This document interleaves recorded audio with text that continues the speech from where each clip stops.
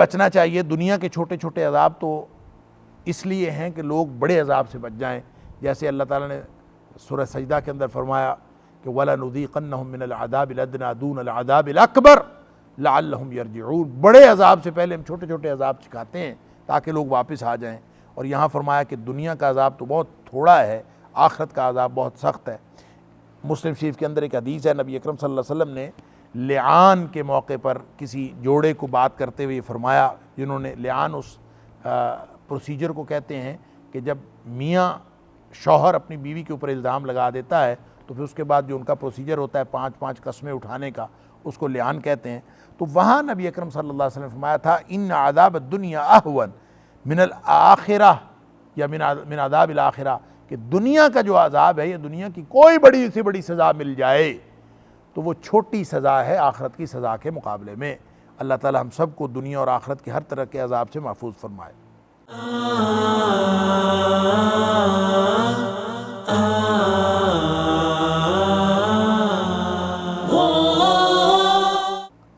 مثل الجنت التی وعد المتقون۔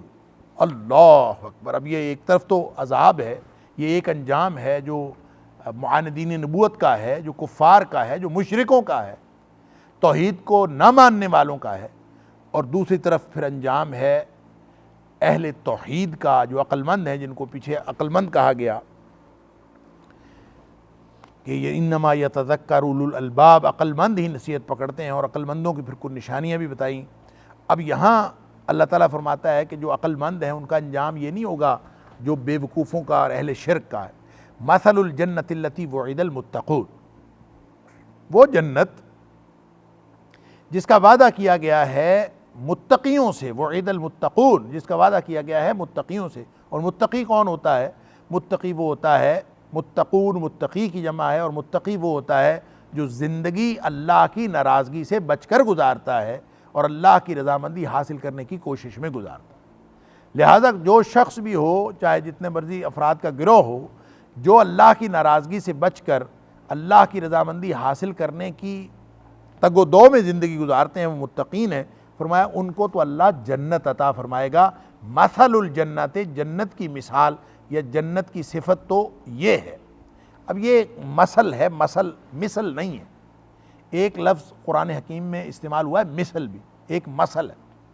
مثل اور مثل میں کچھ فرق ہے۔ مثل تو کہتے ہیں کوئی چیز کسی کے مشابہ ہو تو وہ کہتے ہیں کہ فلاں چیز اس کے مثل ہے۔ تو مشابہت کسی ایک چیز کی ہو یا دو چیزوں کی ہو جو دوسرے کے مشابہ ہو، کہتے ہیں کہ یہ اس کی مثل ہے، یہ اس جیسی چیز ہے۔ لیکن جو مثل ہے یہ دراصل اس مشابہ ہونے کی یا اس مشابہت کی ڈسکرپشن کو کہتے ہیں، اس مشابہت کے بیان کو مثل کہتے ہیں، یا یوں کہہ لیجئے کہ اس صفت کو مثل کہتے ہیں جس کی وجہ سے مشابہت پیدا ہوتی ہے۔ تو فرمایا کہ مثل الجنہ، جنت کی مثال، یا جنت کی جو صفات ہیں یا اس کا جو اظہار بیان ہے وہ کیا ہے؟ فرمایا وہ جنت جس کا وعدہ متقیوں سے کیا گیا ہے، اس کی صفت کیا ہے، اس کا صفات کا اظہار کیا ہے؟ فرمایا تجری من تحت الانہار۔ اس کی ایک صفت یہ ہے کہ اس کے نیچے نہریں جاری ہیں، تجری جاری ہیں، من تحتہا اس کے نیچے، الانہار نہریں، اکلوہا دائم وظلوہا۔ اللہ اکبر۔ اس باغ کے اندر جو پھل ہیں وہ بھی ہمیشگی کے ہیں، اور جو سائے ہیں وہ بھی ہمیشگی کے سائے ہیں۔ اللہ، وہ نہ ختم ہونے والے پھل ہیں اور نہ ختم ہونے والے سائے ہیں، وہ ایسا باغ ہے، سبحان اللہ۔ یہ ہے اس کی مثل، یہ ہے اس کی صفات، یہ ہے اس کی صفات کی ڈسکرپشن۔ تلک عقبی الذین اتقوا، یہ ہے انجام ان لوگوں کا جنہوں نے زندگی تقوی والی گزاری، یعنی اللہ کی ناراضگی سے بچتے ہوئے اور اللہ کی رضامندی حاصل کرنے کی کوشش میں جنہوں نے زندگی گزاری، یہ ان کا انجام ہے۔ تلک عقبی الذین اتقوا، یہ انجام ہے ان لوگوں کا جو متقی ہوئے، تقوی والے ہوئے۔ وعقبی الکافرین، اور انجام کافروں کا النار، وہ تو ان کا انجام تو آگ ہے۔ لہٰذا جس طرح دو مختلف کردار ہیں، اسی طرح سے دو مختلف انجام ہیں۔ عقل مند لوگ اہل توحید ہیں، ان کا پورا کردار اللہ کی ناراضگی سے بچنے اور اللہ کی رضامندی حاصل کرنے کے گرد گھومتا ہے، اور جو بیوقوف لوگ ہیں وہ اہل شرک ہیں،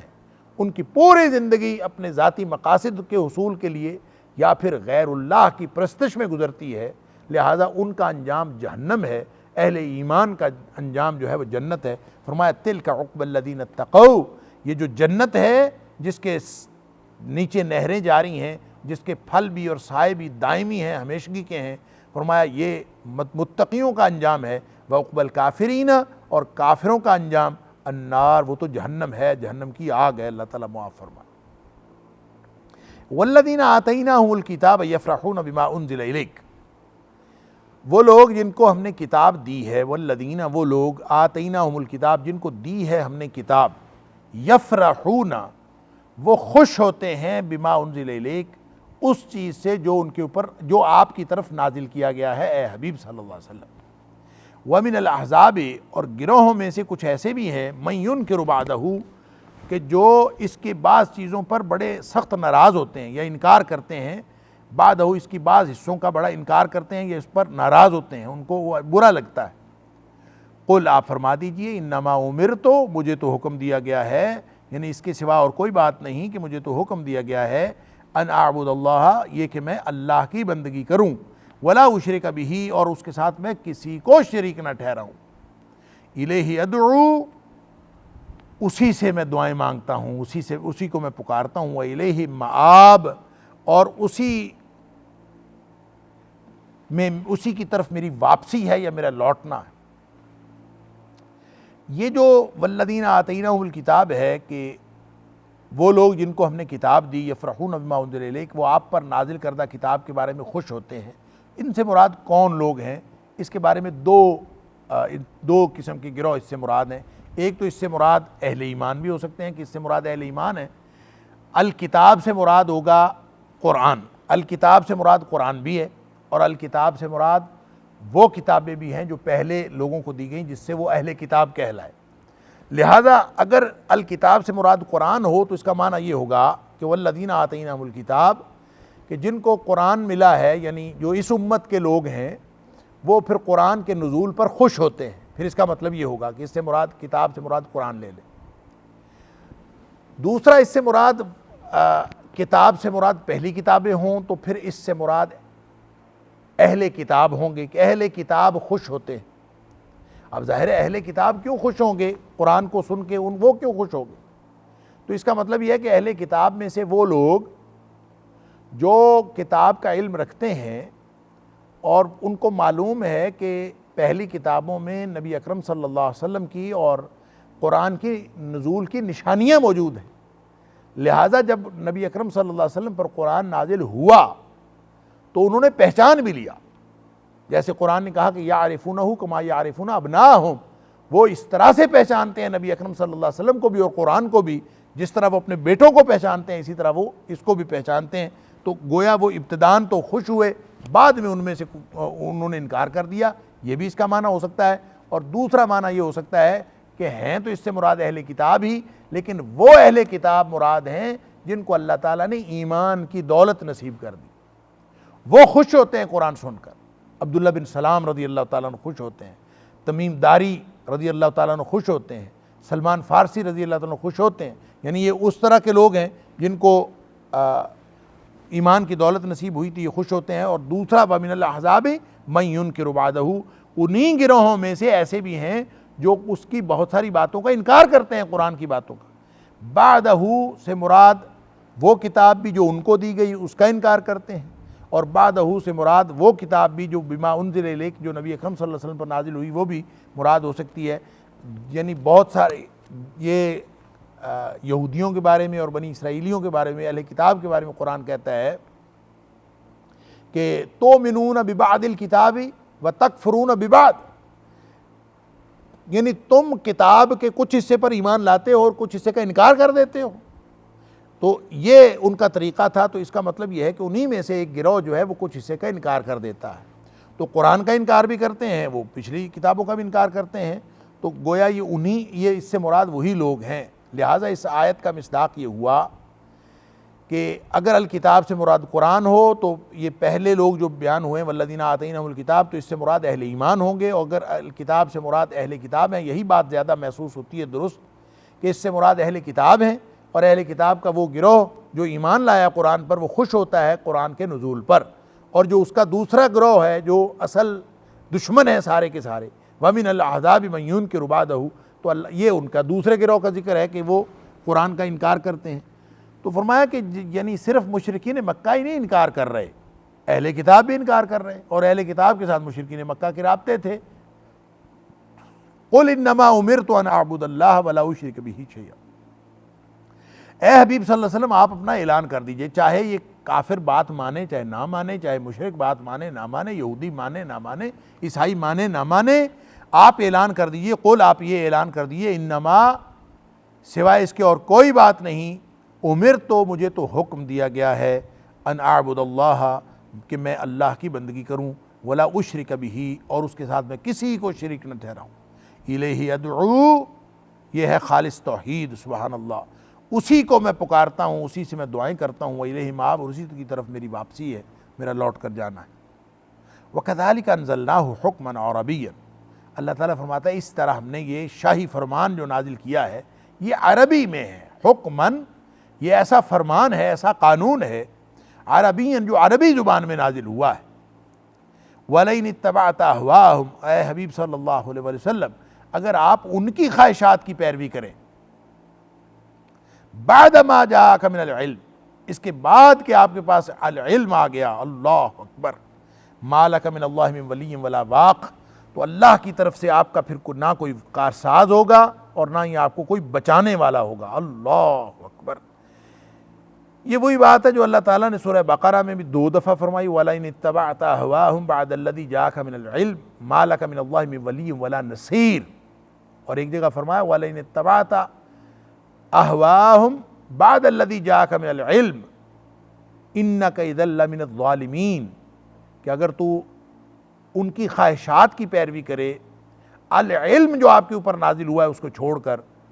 تو پھر فرمایا کہ انک اذا لمن الظالمین، پھر تو آپ ظالموں میں سے ہو جائیں گے۔ گویا وہ سورہ بقرہ کی دونوں آیات بھی اور یہ جو سورہ الرعد کی آیت ہے، آیت نمبر 37، یہ اسی بات کا تقاضا کرتی ہیں اور اس پورے سسٹم کو ظاہر کرتی ہیں کہ العلم جو وحی کا علم ہے اس کے مقابلے میں وہ علم ہے جو ہوائے نفس کی تکمیل کے لیے ترتیب دیا گیا ہے۔ تو گویا اصل مقابلہ دین کے علم کا دنیا کے علم کے ساتھ نہیں ہے، اصل مقابلہ وحی الہی کا اور وحی الہی کے مقاصد کی تکمیل کرنے والے علوم کا مقابلہ ان علوم کے ساتھ ہے جو خواہش نفس کی تکمیل کرنا چاہتے ہیں، جن کے نظریے سے خواہش نفس کی تکمیل کی جائے۔ لہذا دنیا کے علوم و فنون ہو یا دین کا علم ہو، اگر وہ خواہش نفس کی تکمیل کے لیے پڑھا جائے گا تو وہ پکڑوا دے گا، اگر وہی علم وحی الہی کے مقاصد کی تکمیل کے لیے پڑھا جائے گا تو وہی بچا دے گا۔ بس یہی فرق ہے، اصل مسئلہ وحی الہی کے مقاصد کا اور خواہش نفس کی تکمیل کا، اس کا مقابلہ ہے آپس میں، اور یہی اللہ تعالیٰ نے فرمایا وَلَئِنِ اتَّبَعْتَ أَهْوَاءَهُمْ، ان کی خواہشات کی پیروی نہ کریں علم آ جانے کے بعد۔ اور یہاں سیاق و سباق کے اعتبار سے اس کا ایک اسپیسیفک معنی بھی ہے کہ ان کی خواہشات کیا ہیں۔ ان کی خواہشات تو یہ ہیں کہ تورات اور انجیل پر عمل کرتے رہیں، قرآن کی ضرورت ہی نہیں ہے۔ ان کی خواہشات تو یہ بھی ہیں کہ قبلہ اول جو تھا بیت المقدس اسی کو قبلہ رکھیں، آپ قبلہ تبدیل نہ کریں، ان کی خواہشات تو یہ بھی ہیں۔ تو گویا آپ ان کی خواہشات کی پیروی کرتے رہیں، العلم آپ کے پاس آ گیا، قرآن آ گیا، اور آپ قرآن کی بات نہ مانیں اور ان کی خواہشات کی پیروی کرتے رہیں، تو پھر تو اللہ کے مقابلے میں آپ کا کوئی کارساز نہیں ہوگا اور نہ آپ کو کوئی بچانے والا ہوگا۔ وَلَقَدْ أَرْسَلْنَا رُسُلًا مِّن قَبْلِكَ وَجَعَلْنَا لَهُمْ أَزْوَاجًا وَذُرِّيَّةً، اور یقیناً ہم نے بھیجا رسولاً، کئی رسول بھیجے ہم نے، من قبل کا آپ سے پہلے، وجعلنا لہم اور ہم نے بنایا ان کے لیے، ازواجاً بیویاں بنائیں، وذریہ اور اولادیں بھی بنائیں، وما کان لرسول اور کسی بھی رسول کے لیے یہ بات لائق شان نہیں یا کسی رسول کو یہ اختیار حاصل نہیں، ان یاتی بآیۃ کہ یہ وہ خود بخود کوئی نشانی لے آئے۔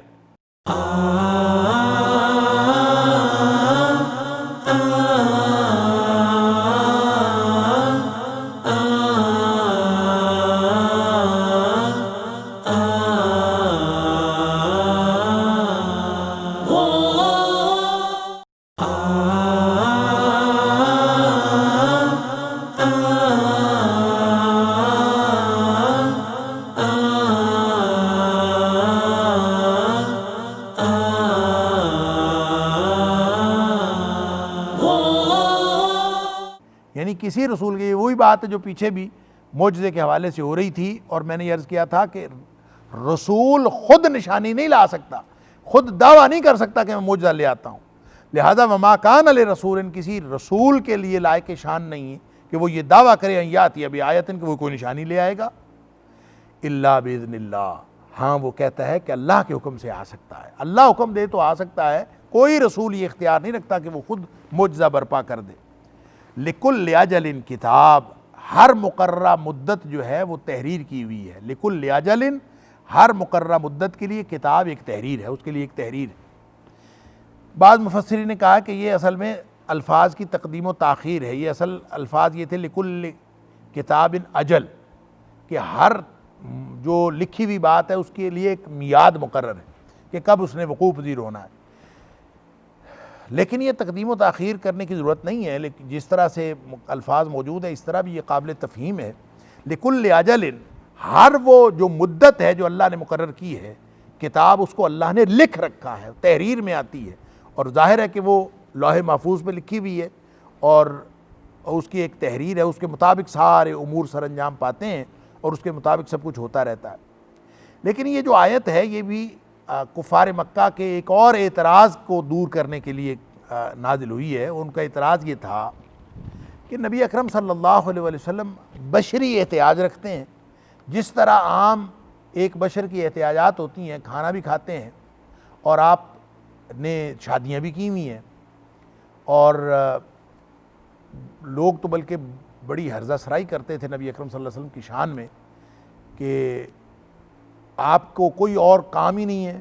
ما ہمہ الا النساء،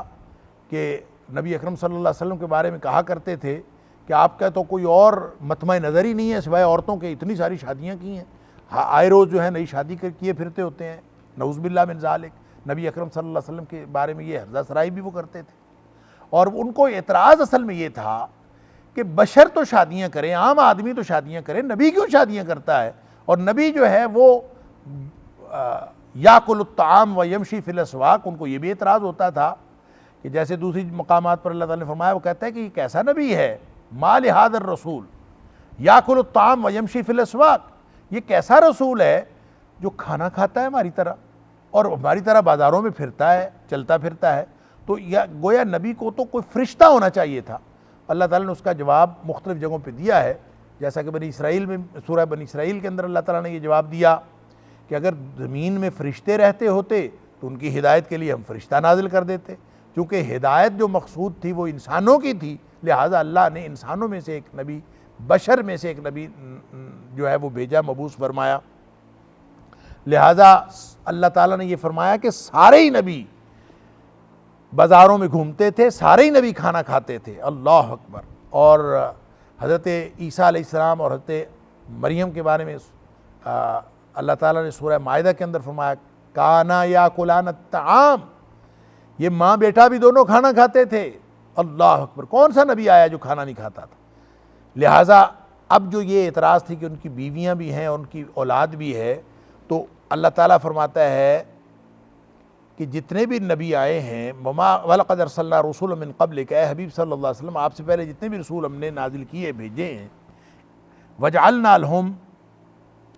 یعنی کئی رسول بھیجے، وَجَعَلْنَا، اور ہم نے بنایا، لَهُمْ ان کے لیے، أَزْوَاجًا، ان کی بیویاں بھی بنائی تھیں، وَذُرِّيَّةً، اور ان کی اولاد بھی بنائی تھی، یعنی سارے نبیوں کی اولاد تھی، اور نبی بیویاں بھی کرتے تھے، شادیاں بھی کرتے تھے، اولاد بھی تھی۔ گویا نبی کے لیے اس کی شان کے منافی نہیں ہے کہ کسی کی بیوی ہو یا اس کی اولاد ہو یا وہ اولاد کی خواہش رکھے یا اس کی بیوی ہو اور وہ بیوی کی خواہش رکھے، یہ شان نبوت کے منافی نہیں ہے۔ جیسا کہ بہت سارے لوگ آج کل علماء کو بھی کہتے ہیں مولویوں کو اور کوئی کام ہی نہیں ہوتا سوائے شادیاں کرنے کے، اور یہ بالکل ہرزہ سرائی، اللہ تعالیٰ معاف فرمائے۔ ویسے تو چہ نسبت خاک را بعالم پاک، یہ امتیوں کو نبی کے ساتھ کیا نسبت اور کیا مثال دی جا سکتی ہے، لیکن دراصل یہ اعتراض اسی طرح کا اعتراض ہے کہ اللہ تعالیٰ نے ایک چیز جائز قرار دی ہے، ایک بشری حاجت ہے، اور فطری طور پر اللہ تعالیٰ نے احتیاج انسان کے اندر رکھی ہے، اور وہ احتیاج اگر کوئی شخص حلال طریقے سے پوری کرنے کی کوشش کرے تو لوگ اس پر اعتراض کرتے ہیں اور وہ ہرزہ سرائی کرتے ہیں۔ اسی طرح کی ہرزہ سرائی نبی اکرم صلی اللہ علیہ وسلم کے لیے کرتے تھے۔ اللہ فرماتا ہے کہ صرف نبی اکرم صلی اللہ علیہ وسلم نے بیوی نہیں رکھی، اور صرف نبی کریم صلی اللہ علیہ وسلم کو اولاد اور بیوی کی خواہش نہیں ہے، بلکہ اس سے پہلے جتنے بھی رسول آئے ہیں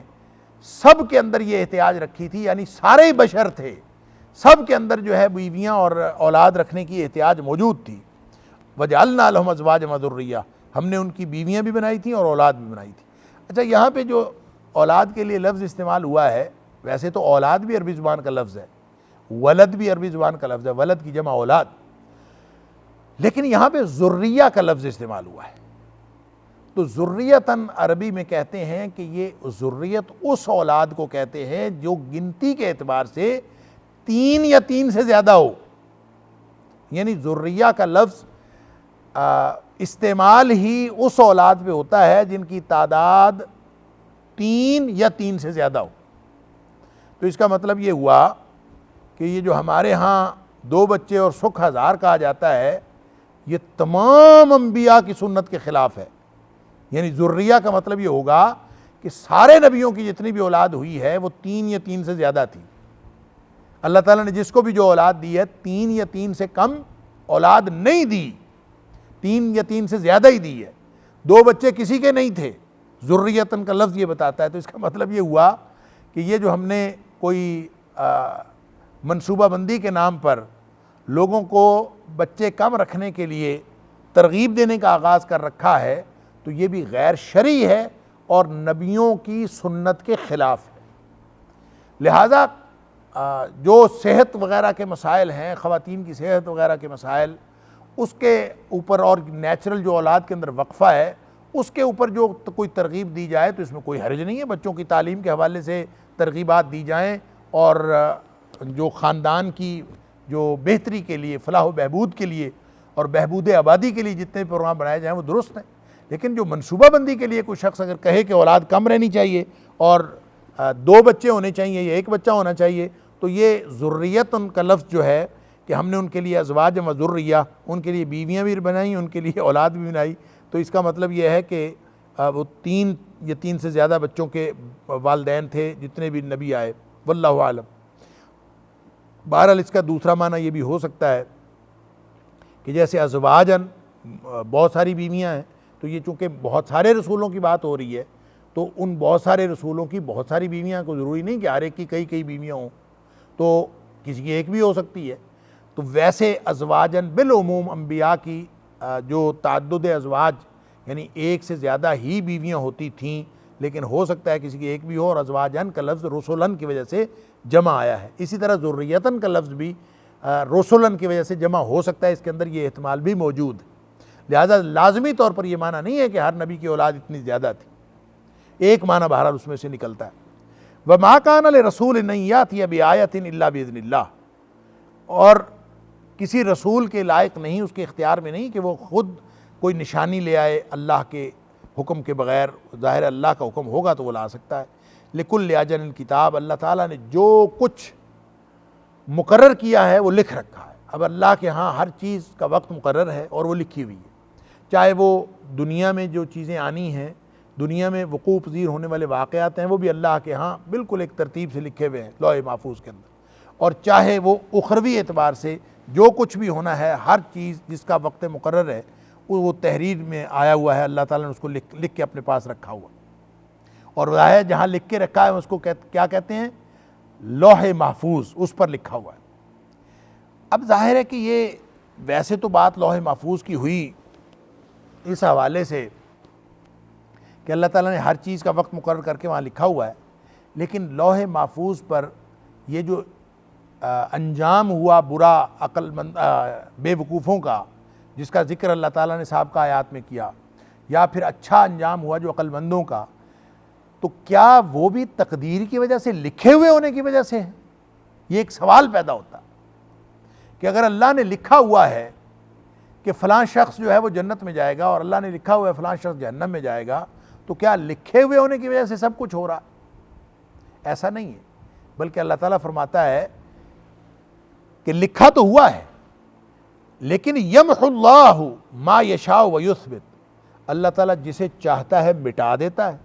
اور جسے چاہتا ہے باقی رکھتا ہے۔ یعنی تقدیر جو لکھی ہوئی ہے، جو اللہ کے رسول صلی اللہ علیہ وسلم نے فرمایا کہ اللہ تعالیٰ نے مخلوقات پیدا کرنے سے بھی پہلے قلم پیدا کی، پھر قلم کو کہا لکھو۔ اس نے پوچھا میں کیا لکھوں؟ تو فرمایا مقادیر السماوات والارض، کہ زمین و آسمان کی ساری مخلوقوں کی تقدیریں لکھو، اور جو کچھ قیامت تک آنا ہے اور ہونا ہے اس کی سب کچھ لکھ دیا۔ اور پھر نبی اکرم صلی اللہ علیہ وسلم نے فرمایا جفت الاقلام یا جف القلم، کہ پھر قلم خشک ہو گئے یا قلم خشک ہو گیا، تقدیر لکھ کے لوح محفوظ وہ تحریر محفوظ ہو گئی اور قلم خشک ہو گئے اور بات ختم ہو گئی۔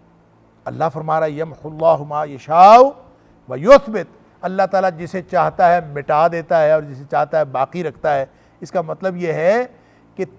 انسان کے جو انجام کا انحصار ہے وہ لکھی ہوئی تقدیر پر نہیں ہے،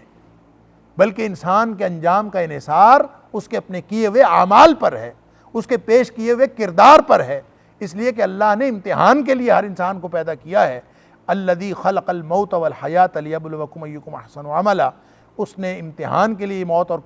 زندگی کا کارخانہ بنایا ہے تاکہ تمہارا امتحان کرے کہ تم میں سے اچھے عمل کرنے والا کون ہے۔ تو جہاں امتحان ہوتا ہے نا، وہاں کچھ نہ کچھ عمل کرنے کا اختیار ہوتا ہے، اگر اختیار نہ ہو تو امتحان نہیں ہوتا۔ لہذا اللہ نے عمل کرنے کا اختیار دیا ہے تو اس پر سزا اور جزا ہے، اور جو کوئی شخص انجام کے بارے میں بے فکر ہو کے اپنی مرضی کرتا رہتا ہے پھر اس کا انجام برا ہوتا ہے، اور جو انجام کے بارے میں فکر مند ہوتا ہے تو اس کا انجام اچھا ہو جاتا ہے۔ گویا اس کا تعلق لکھی ہوئی تقدیر سے نہیں ہے، اس کا تعلق پیش کیے ہوئے کردار کے ساتھ ہے، عمل کے ساتھ ہے۔ جیسے اللہ نے فرمایا وَلَيْسَ لِلْإِنسَانِ إِلَّا مَا سَعَىٰ وَأَنَّ سَعْيَهُ سَوْفَ يُرَىٰ، کہ انسان کے لیے وہی کچھ ہے جس کی اس نے کوشش کی، جس کی اس کے لیے اس نے محنت کی، اور فرمایا کہ اس کی یہ کوشش ہی کا بدلہ دیکھے گا قیامت والے دن۔ اللہ اکبر۔ لہذا جو تقدیر کے بارے میں یہ تصور ہے نا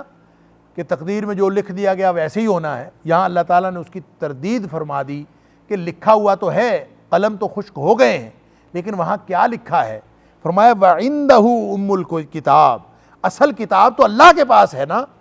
تمہیں کیا ضرورت ہے تقدیر کے بارے میں جھگڑنے کی کہ تقدیر میں کیا لکھا ہے؟ تقدیر میں لکھا ہے تو بھی وہ مٹا دیتا ہے، تقدیر میں لکھا ہے تو وہ چاہے تو مٹاتا ہے، چاہے تو اس کو ثابت رکھتا ہے۔ اللہ اکبر۔ گویا انسان کے عمل سے تقدیر تبدیل ہو جاتی، انسان کی دعا سے بھی تقدیر تبدیل ہو جاتی، اللہ مٹا دیتا ہے۔ اللہ تعالیٰ کو کیا مشکل ہے کہ وہ کسی لکھی ہوئی چیز کو مٹا دے یا ناموجود چیز کو دوبارہ لکھ لے؟ اور یہ ساری چیزیں جو قلم خشک ہو گئے ان کے اندر اللہ نے لکھا ہوا ہو پہلے سے کہ کوئی آدمی یہ کرے گا تو اس کا نتیجہ یہ ہوگا، کوئی یہ کرے گا تو اس کا نتیجہ یہ ہوگا۔ جیسے اقبال نے تقدیر کی یہی انٹرپریٹیشن کی ہے کہ تقدیر اصل میں کئی راستے ہیں، تقدیر کئی راستے ہیں اور ہر راستے کا انجام فکسڈ ہے، یعنی اللہ نے تقدیر میں لکھ دیا ہے کہ جو یہ راستہ اختیار کرے گا اس کا آخر پہ انجام یہ ہوگا، اور یہ راستہ اختیار کرے گا اس کا آخر پہ انجام یہ ہوگا۔ بالکل جیسے یہ جو واٹر پارک کی سلائیڈز نہیں ہوتی، تو جب آپ سلائیڈ کا انتخاب کرتے وقت جو سلائیڈ منتخب کرنی ہے کر لیں، آپ کو راستے کا انتخاب کا اختیار ہے کہ آپ گناہ کا راستہ اختیار کرنا چاہیں تو گناہ کا راستہ اختیار کر لیں، نیکی کا راستہ اختیار کرنا چاہیں تو نیکی کا کر لیں۔ لیکن ایک دفعہ جب آپ وہ راستہ اختیار کر لیتے ہیں تو پھر اس عمل اور اس کے نتیجے کے درمیان لزوم کا تعلق ہو جاتا ہے، الا یہ کہ آدمی توبہ کر لے، اگر توبہ نہ کرے تو پھر وہ اس کا نتیجہ وہی ہوتا ہے۔ تو اقبال کہتے ہیں کہ اس طرح سے یہ کئی تقدیریں ہیں، انسان نے اپنی تقدیر خود بنانی ہے، اس نے خود فیصلہ کرنا ہے کہ میں نے کس راستے کا انتخاب کرنا ہے۔ جب اس راستے کا انتخاب کر لیتا ہے تو اس کا پھر انجام اس کو بھگتنا پڑتا ہے، یہ ہے فرق۔ وگرنہ اگر آدمی شروع میں ہی راستہ بدل لے تو راستہ بدلنے سے تقدیر بدل جاتی ہے۔ اب ایک راستہ چھوڑ کر دوسرے پہ چلا جائے تو وہ آپ کی تقدیر بدل جائے گی، آپ کا انجام بدل جائے گا۔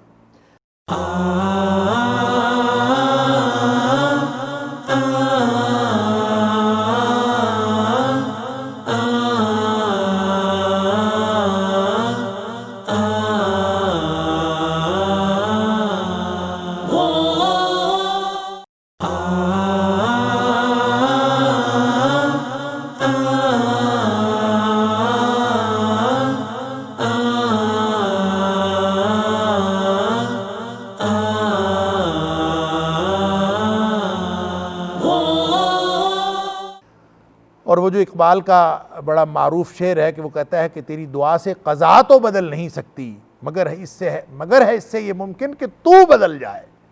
یعنی جب انسان دعا کرتا ہے، نبی اکرم صلی اللہ علیہ وسلم فرمایا لا يرد القضاء الا الدعاء،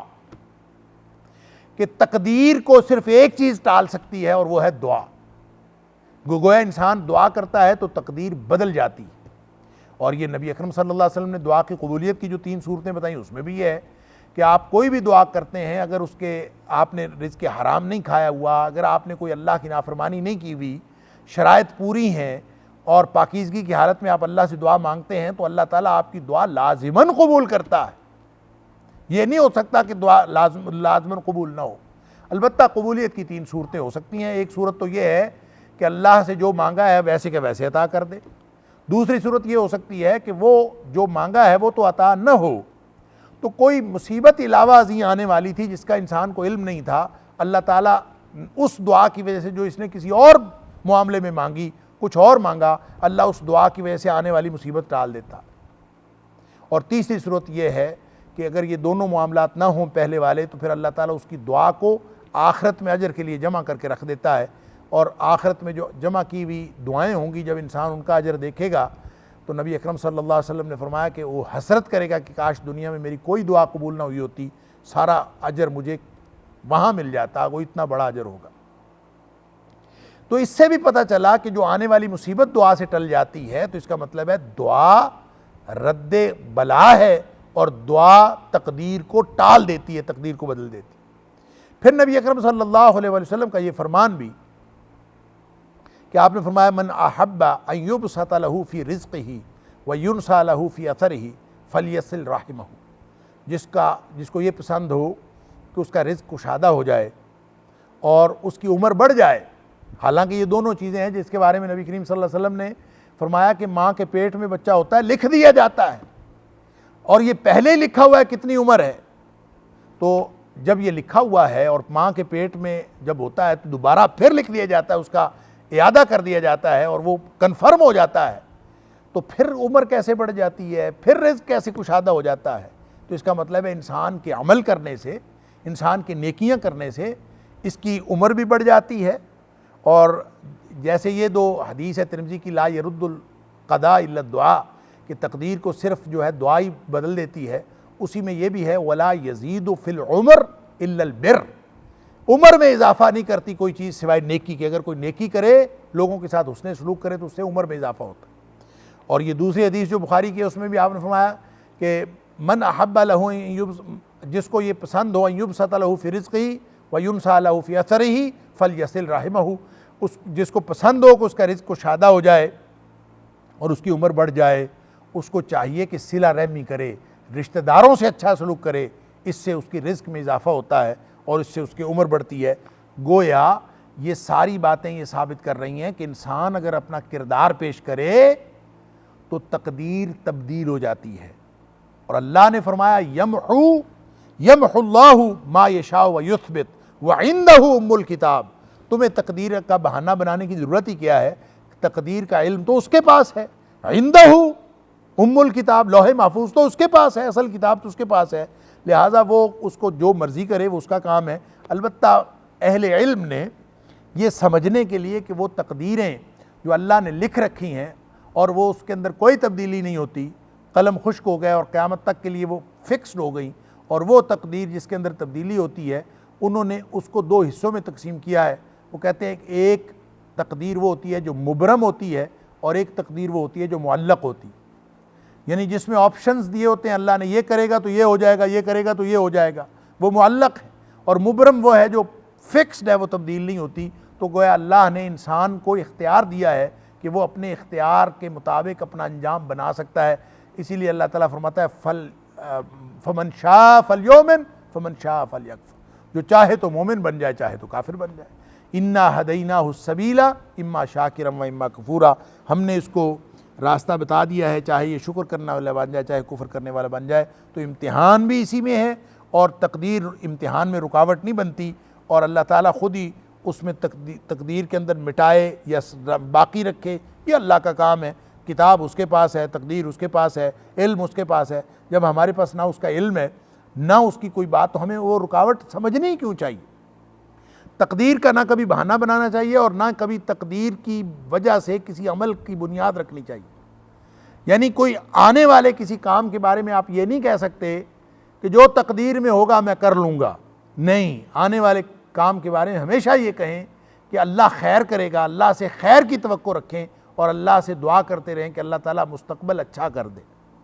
البتہ جو ماضی ہے، جو گزر گیا، اس کے بارے میں آپ کہہ سکتے ہیں قدر اللہ ما شاء فعل، جو اللہ نے تقدیر میں لکھا تھا اور جو اللہ نے چاہا وہ کیا، وہ ہو گیا، وہ بات مکمل ہو گئی، جو ماضی بن گیا وہ ختم ہو گیا۔ مستقبل غیر معین امکان ہے، اس کے بارے میں اللہ سے دعا بھی کریں، کوشش بھی کریں۔ جب کوشش کریں گے تو اللہ تعالیٰ آپ کے لیے حالات فیوریبل کر دے گا اور اس کے لیے کوئی رکاوٹ نہیں۔ علامہ ابن کثیر علیہ الرحمہ نے ایک دعا لکھی ہے کہ صحابہ کرام یہ دعا کیا کرتے تھے، اور اس کی جو سند ہے وہ ابو نعیم کی حلیۃ الاولیاء میں یہ روایت موجود ہے، اور اس کو علامہ ابن کثیر نے یہ لکھا ہے کہ یہ دعا کیا کرتے تھے، اللہم ان کنت کتبنا اشقیاء، اللہ اگر تو نے ہمیں بدبخت لکھ رکھا ہے، ان کنت کتبنا اشقیاء، اگر تو نے لکھ دیا ہے کہ ہم بدبخت ہیں،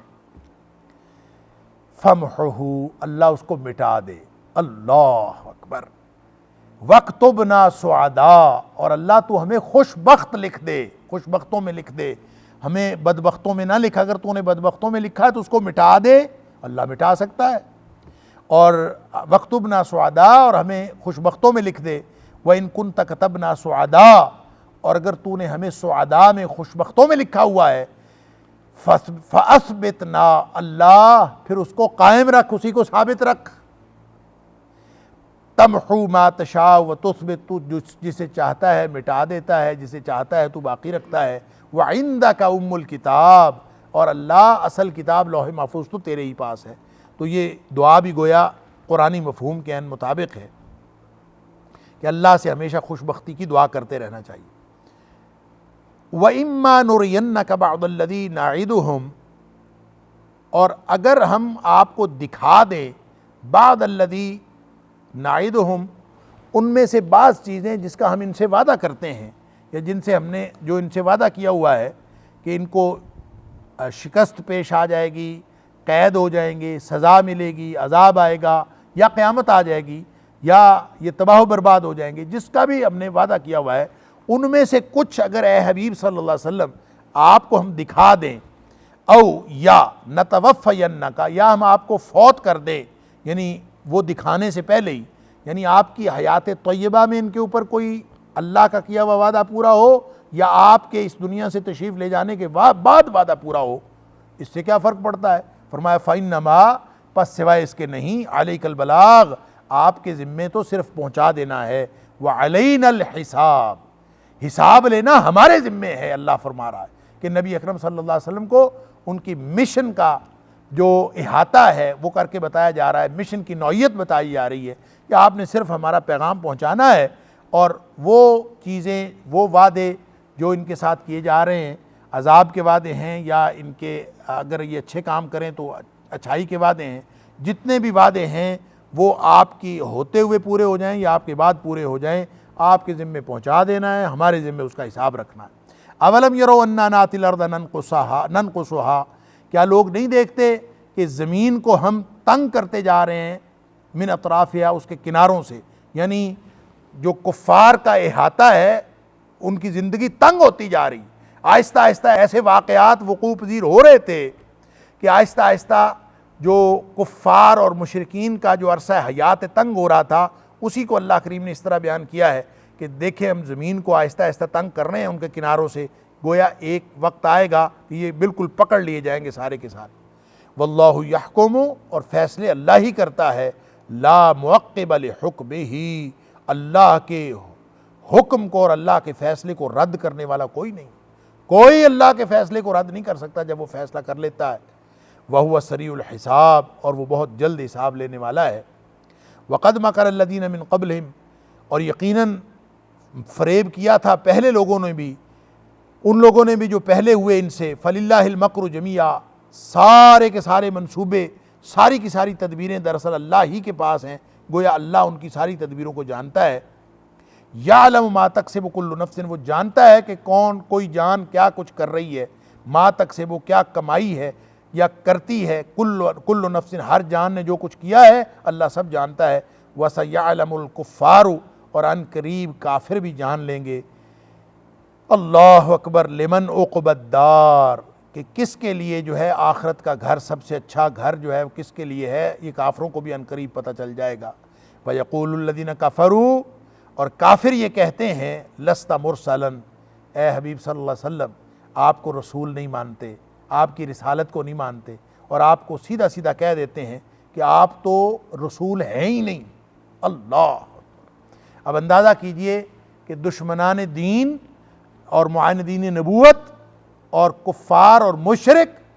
نبی اکرم صلی اللہ علیہ وسلم صادق المصدوق، اللہ کے بعد جو کائنات کی سب سے بزرگ ہستی ہیں، ان کے منہ پہ یہ ہرزہ سرائی کرتے تھے لست مرسلا، آپ رسول نہیں ہیں۔ تو اب اس کے جواب میں اللہ تعالیٰ نے یہ نہیں کہا کہ فلاں دلیل سے دیکھ لو کہ میں رسول ہوں، فلاں دلیل سے دیکھ لو میں رسول ہوں۔ تو میں پہلے بھی یہ بات کئی دفعہ عرض کر چکا ہوں کہ جس طرح قرآن حق ہے اور حق کے لیے اس کو ثابت کرنے کے لیے کسی خارجی دلیل کی ضرورت نہیں ہوتی، داخلی دلائل کافی ہوتے ہیں۔ اللہ کا قرآن اپنے لیے دلیل کافی ہے، اس کو پڑھنا شروع کر دیں، اس کے اندر دلائل ہیں کہ یہ اللہ کی سچی کتاب ہے۔ اور اسی طرح نبی اکرم صلی اللہ علیہ وسلم کی ذات اقدس بھی حق ہے، لہٰذا نبی اکرم صلی اللہ علیہ وسلم کو بھی سچا ثابت کرنے کے لیے خارجی دلیل کی ضرورت نہیں ہے۔ نبی اکرم صلی اللہ علیہ وسلم کی اپنی سیرت، اپنا کردار، اپنی حیات طیبہ اس پر دلیل ہے،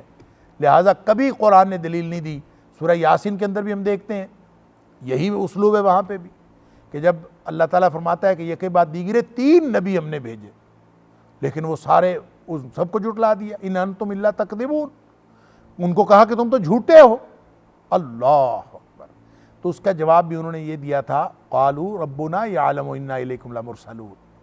کہ ہمارے پاس یہی دلیل کافی ہے کہ ہمارا رب جانتا ہے کہ ہم بھیجے گئے ہیں۔ یہاں بھی اللہ تعالیٰ فرماتا ہے کہ آپ سے یہ کہتے ہیں، کافر یہ کہتے ہیں، ہرزہ سرائی کرتے ہیں آپ کی شان میں کہ آپ لست مرسلا، آپ اللہ کے رسول نہیں ہیں۔ قل، آپ فرما دیجئے کفا باللہ شہیدا بینی و بینکم، میرے لیے اللہ ہی گواہ کافی ہے، کفا باللہ شہید، اللہ گواہ کافی ہے میرے اور تمہارے درمیان، بینی و بینکم، گواہی کے لیے کوئی ادھر ادھر کی دلیل کی ضرورت نہیں ہے، خارجی دلیل کی ضرورت نہیں ہے۔ اللہ کو معلوم ہے کہ میں نبی ہوں، وہی گواہ کافی ہے۔ ومن عنده علم الکتاب، اور ہر اس شخص کو بھی معلوم ہے اور ہر وہ شخص بھی گواہ کے طور پر موجود ہے۔ ومن، اور وہ جو عنده، جس کے پاس علم الکتاب، کتاب کا علم ہے۔ یہ کتاب کے علم سے مراد کیا ہے؟ لوح محفوظ کا علم بھی ہو سکتا ہے کہ اس کو بھی معلوم ہے، جس کے پاس لوح محفوظ کا علم ہے، اور وہ کون ہے؟ وہ صرف اللہ کی ذات ہے۔ اور گویا اس سے مراد اللہ کی ذات ہی ہے کہ جس کے پاس کتاب کا علم ہے وہی اللہ میرے اور تمہارے درمیان گواہ کے طور پر کافی۔ دوسرا اس کا معنی یہ ہو سکتا ہے کہ جس کو قرآن کا علم ہے، الکتاب سے مراد قرآن ہے، کہ جس کے پاس قرآن کا علم ہے اس کو بھی سمجھ آ جاتی ہے کہ نبی اکرم صلی اللہ علیہ وسلم حق ہے۔ اور تیسرا اس کا معنی یہ ہو سکتا ہے کہ کتاب سے مراد قرآن سے پہلے کی کتابیں ہوں، اور اس سے مراد اہل کتاب ہیں۔ گویا اہل کتاب کو بھی، چونکہ اس کے اندر، ان کتابوں کے اندر بھی نبی اکرم صلی اللہ علیہ وسلم کی نشانیاں موجود تھیں کہ اس طرح کی نشانیوں والا ایک رسول آئے گا، لہذا وہ بھی خوب جانتے تھے کہ یہ اللہ کے رسول صلی اللہ علیہ وسلم ہے، اور جس کے بارے میں قرآن کہتا ہے وَيَعْرِفُونَهُ كَمَا يَعْرِفُونَ أَبْنَاءَهُمْ، کہ وہ نبی اکرم صلی اللہ علیہ وسلم کو اس طرح پہچانتے تھے جس طرح اپنے بیٹوں کو پہچانتے ہیں۔ تو وَمَنْ عِنْدَهُ عِلْمُ الْكِتاب سے وہ لوگ بھی مراد ہو سکتے ہیں کہ آپ ان سے پوچھ لو جن کے پاس سابقہ کتابوں کا علم ہے، کہ ان کو بھی معلوم ہے کہ نبی اکرم صلی اللہ علیہ وسلم اللہ کے سچے رسول ہیں۔ وقت ہو گیا، الحمدللہ اللہ کے فضل اور اس کی توفیق سے آج سورۃ الرعد مکمل ہو گئی۔ اللہ تعالی ہم سب کی طرف سے یہ قرآن کو پڑھنا، اس کو سمجھنا اور اس کی سمجھنے کی کوشش کرنا قبول فرمائے۔ اللہ تعالی ہماری زندگیوں میں قرآن کو داخل کر دے، اور اللہ تعالی ہم سب کو قرآن پر عمل کرنے کی توفیق عطا فرمائے۔ وآخر دعوانا ان الحمدللہ رب العالمین۔